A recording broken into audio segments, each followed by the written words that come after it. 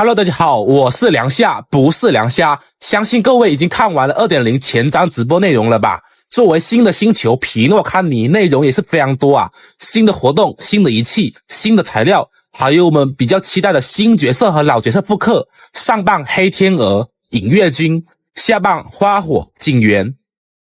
不过好奇的是罗刹居然没有复刻，那么很多没有抽货以及没有比较多的奶妈的玩家应该是汗流浃背了吧？我觉得可能是身后的棺材春节不吉利吧，所以就没有复刻。说回正题啊，这一视频呢给大家带来一期抽取建议，或者说是可以唠嗑一下了解新角色以及老角色。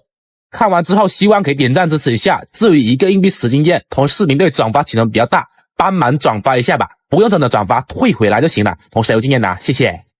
这次前章呢给到新角色的信息非常的少啊，黑天鹅呢是一位5星的虚无风系角色，机制呢是普攻战绩给敌方附加一个2技的特殊持续伤害，可以通过队伍的角色来触发叠层，打出更高的持续伤害啊。当前版本 DOT 的角色4星倒挺多的，但是5星嘛，也就卡夫卡还有黑天鹅了，那基本可以说是搭配卡夫卡是绑定了，毕竟也没有什么选择了。下位选择就4星咯，桂乃芬、卢卡、三博这些4星角色啊。看官方演示居然带了3个 DOT 啊，我不知道是随便上的还是有什么机制嘛。但是我个人觉得这个队伍战力点肯定是不够吧，所以说这个位置我觉得应该要选择软梅的，软梅搭配双 C 体系才能更加发挥它的实力嘛。最后一个位置就选择罗刹残点，才能让卡夫卡、黑天鹅频繁使用战技来叠层。所以这样可以看下来黑天鹅的配对要求其实也不低啊。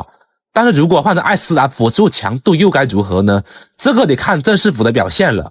不过黑天鹅还挺大的啊，而且这个睡姿好像在诱惑我，是怎么回事啊？上半的复刻还有老角色龙当和影月啊，这个角色相信老玩家也比较清楚了。登场的时候气势磅礴，强度也是非常在线啊。如今刚好是龙年，还有联动各种活动啊，加上下半个卡池还有花火。最近还有人问龙当还值得抽取吗？都要喝肉吃汤了不对，吃汤喝肉，喝汤吃肉了，肯定值啊。不过还是官方的亲儿子就是不一样啊。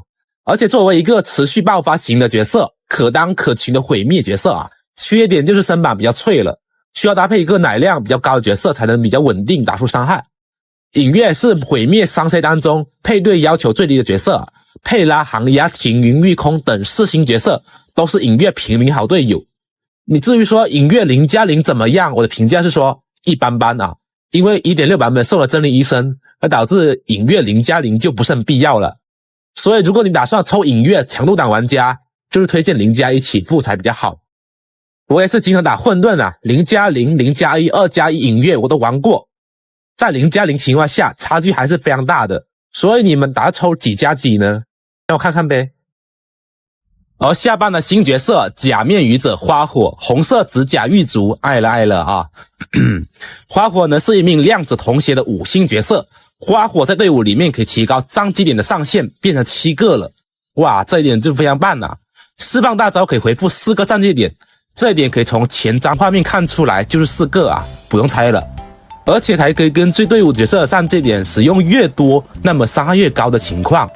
代表角色有青雀、龙当，所以说龙当又有新队友了花火主要是给量子角色提升会更大一些，队伍的量子角色越多，那么加的量子伤害就越多了。而且花火的战绩可以给单体队友拉条，我昨天做了个梦说是 50% 既然是梦，你们就别太当真了这个拉条可以让龙当多动，频繁使用3个战绩点。不行，再这样下去我太期待龙当花火的表现了，不能想所以花火就是量子队伍或者说战绩点使用多的来搭配比较好主王这2个配对的玩家来说，个人觉得属于必抽角色，毕竟还是同协5星辅助限定的，含金量应该不用我多说吧。下半的还有老角色警员复刻开服时期的神，在目前版本表现呢，只能说时代的眼泪了。说实话，强度档玩家在目前版本已经没有理由去抽警员了，相信熟悉警员机制的玩家应该比较清楚依靠警员叠层来让神君打伤害的，但是这个神君是不可控制的，警员被控大概率神经导致也重新开始跑起来，也是打不出来。机制设计的也相对保守了，而且总体伤害也放在如今也是比较平庸了。这也导致0+0的警员在目前是非常尴尬的情况啊。0+0没有个71、150以上的双爆，根本就没什么伤害，好吧？要求也是比较高。不过我这个73、180还是很不错的啊。但是我这个面板一帮0+0玩家应该很难堆起来吧？带个专武都200多爆伤了，不太现实啊。不过嘛，我强度党可以考虑警员的装光给清阙，带上去告诉你什么叫阙神啊。而且最近雷系这几个版本都是非常难受的情况啊，特别是混沌这几个版本，药王和卡夫卡真的是阴魂不散啊，死赖在混沌是不走了呀。毕竟有高额雷抗啊，加上角色本身比较保守啊，导致就更难受了。所以警员是强度党玩家个人觉得可以跳过了，这个也不用多说什么了，具体要不要抽你看你自己吧。最后总结一下吧，黑天鹅作为风系 DOT 角色，目前版本没有一个正式的风 C 啊，任只能说算副 C 吧，但是可以当主 C 来用。考虑到星穹铁道是一个靠弱点为主的一个游戏啊，不管你有没有卡夫卡的玩家，也推荐抽个领命的黑天鹅。而花火作为辅助同鞋角色啊，相比黑天鹅来说，花火肯定是更加优先去抽取的。而影月推荐是抽花火的情况下去考虑0+0，也可以完全没问题啊。至于警员就不用多说了啊，考虑到 2.0 版本一共送20抽，加上一些活动，大概率是可以获取30抽以上的，肯定不止30抽啊，这个只是保守的一个30抽。如果你有囤了不少原石的情况下，4选2应该是问题不大的，那可以选择花火和影月。如果有影月了，直接黑天鹅加花火。如果你比较飞啊，然后囤的资源也不多，那只能选一个的情况下，强度党性价比上肯定是花火首选了。毕竟辅助嘛 ，YYDS， 你们也可以把你们攒多少抽发在弹幕上，让我看看呗。至于具体的4星角色和关追等信息，等官方公布再细聊吧。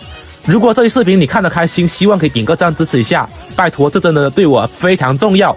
感谢各位的观看啊！祝各位在新年都能抽到自己想要的角色和武器啊！歪的都歪我这里吧。那么我是梁夏，我们下期视频再见吧，各位拜拜。